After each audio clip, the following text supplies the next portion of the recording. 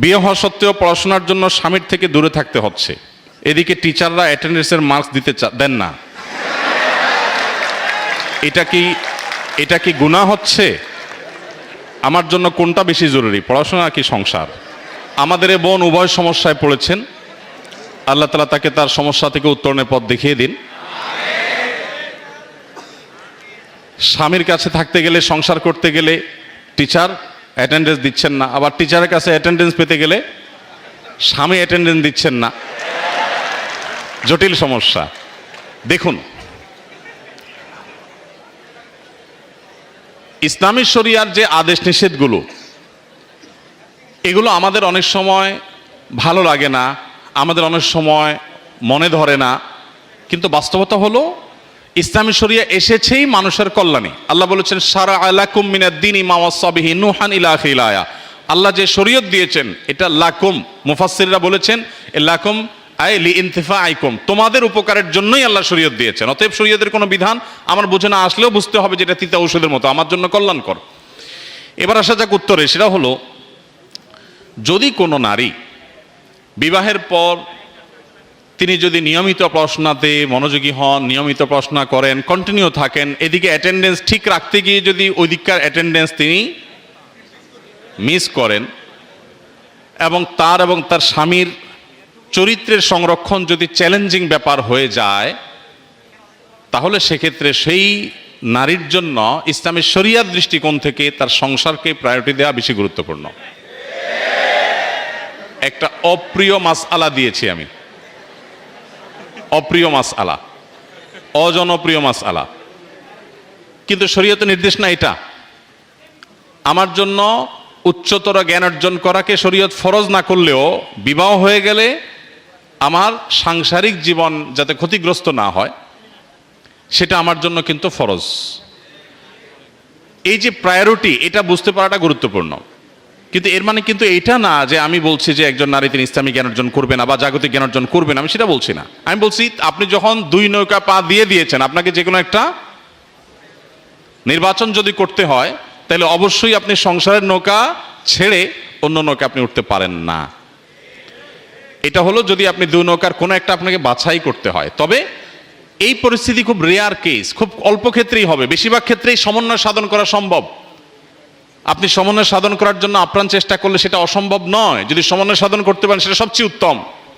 যে আপনি যদি পর্দা প্রশিদের সাথে আপনার জ্ঞান অর্জনকেও ঠিক রাখলেন, সংসারকেও ঠিক রাখতে পারলেন, তাহলে সেটা হবে সবচাইতে উত্তম। এবং সেটা চেষ্টা করলে খুব বেশি কঠিন কোনো বিষয় নয়, ব্যালেন্স করা অনেকখানি সম্ভব হতে পারে।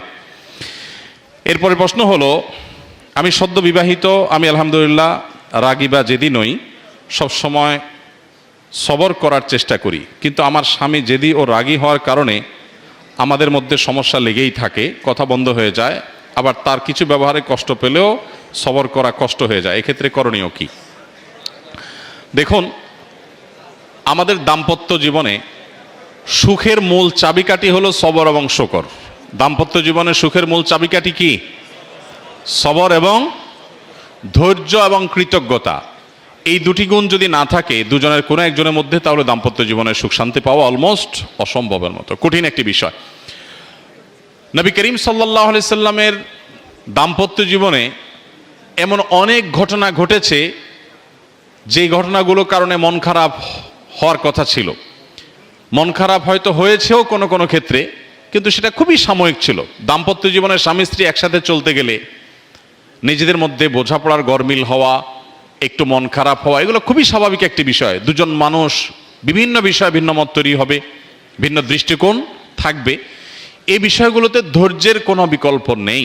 বিশেষ করে মেয়েদেরকে আমরা বলতে চাই, মেয়েরা তাদের সাংসারিক জীবনের শুরুতে তাদেরকে বেশি একটু স্ট্রাগল করতে হয়। আমাদের সামাজিক প্রেক্ষাপটে নারীদের প্রতি নানা বৈষম্য, তাদেরকে কোণঠাসা করে রাখার চেষ্টা, নানা কুসংস্কার, এগুলোর কারণে মেয়েদের উপরে অনেক বেশি কষ্টকর হয় তাদের সাংসারিক জীবনের শুরুর সময়টা পার করা। কিন্তু আমি বলি সব সময়, সাংসারিক জীবনের শুরুতে আমাদের সামাজিক বাস্তবতায় পুরুষ শুরুতে একটু বেটাগিরি দেখাইলেও সাংসারিক জীবনের শেষে এসে কিন্তু পুরুষ পুরাটাই বিড়ালের মতো থাকে।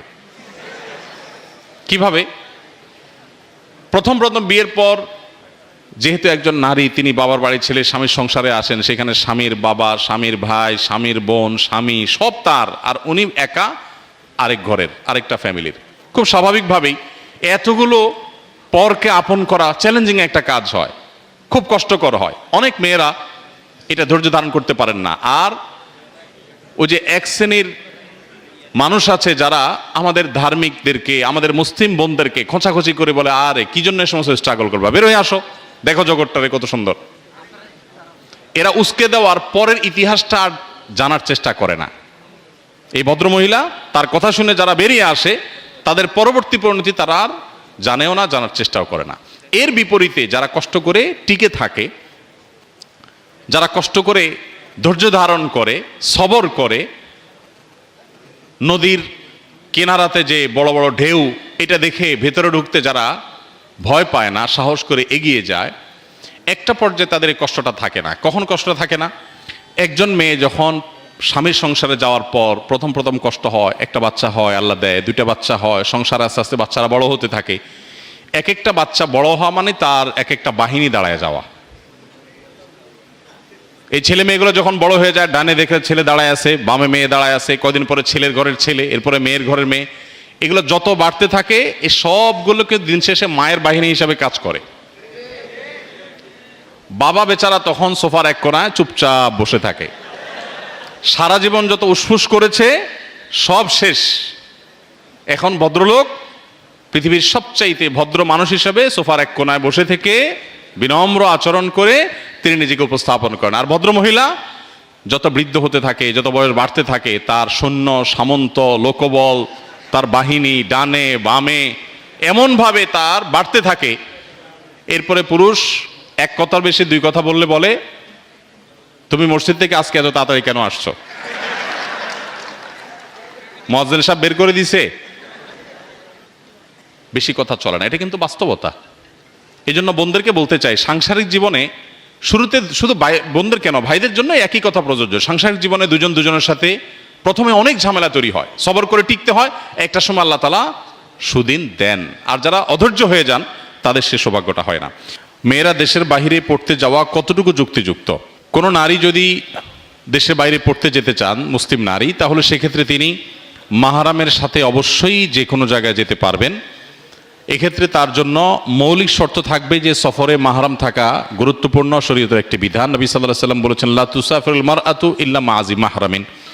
কোনো নারী মাহরাম ছাড়া অন্য কারোর সাথে, অর্থাৎ অচেনা গায়রে মাহরাম মানুষের সাথে তিনি সফর করবেন না। যদিও এক্ষেত্রে কোনো কোনো উলামা একরামের ভিন্নমত রয়েছে, যদি মহিলাদের সাথে অন্যান্য মহিলাদের দলের মধ্যে সংযুক্ত হয়ে থাকেন, যে তাদের মাহরাম আছে, যে তার সেফটি, নিরাপত্তা, এগুলোর কোনো শঙ্কা থাকবে না, তো কোনো কোনো উলামা একরাম ক্ষেত্র বিশেষে নিরুপায় হলে তখন জায়েজ বলেন। বাট সাধারণ অবস্থায় মাহরাম সহই সফর করার বিষয়টি গুরুত্বপূর্ণ। মাহরাম দিয়ে আসলেন, নিয়ে আসলেন, এটুকু হলেই হবে। আর যেখানে থাকবেন সেখানে ফিতনা মুক্ত, তার কোনো স্বামীর সংসারে আসেন।